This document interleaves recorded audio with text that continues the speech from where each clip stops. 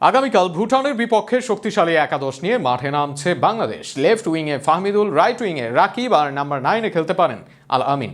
ডিফেন্সে তাজ, তারিকে ভরসা, মিডে থাকছেন জামাল, হামজারা। সেক্ষেত্রে কেমন একাদশ নিয়ে মাঠে নামছে বাংলাদেশ, কেমন হতে পারে ফরমেশন, তা নিয়ে থাকছে প্রতিবেদন।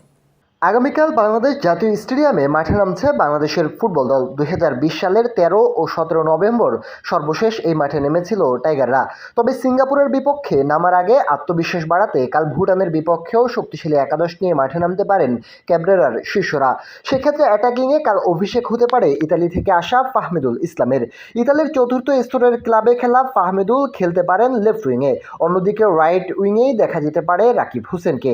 তবে আলামিনকে না খেলালে রাইট উইংয়ে ইমনকে দিয়ে নম্বর 9-এ রাকিবকে দেখা যেতে পারে। যদিও এই স্থানের জন্য আলামিনই আছেন এগিয়ে। সুমিত সোম না আসলেও দুর্দান্ত মিডফিল্ড নিয়ে মাঠে নামার সুযোগ পাচ্ছে বাংলাদেশ। ইতিমধ্যেই দলের সাথে যুক্ত হয়েছেন হামজা চৌধুরী।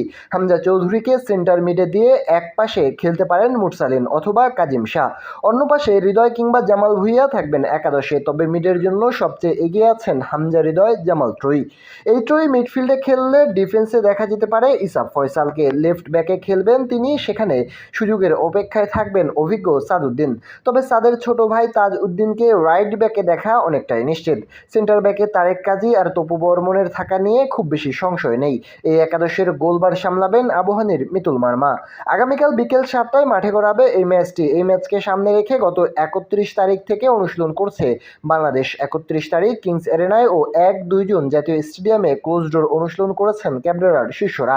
আজও বিকেল 4টায় অনুশীলনে মাঠে নামবে হামজা, জামাল, তপুরা।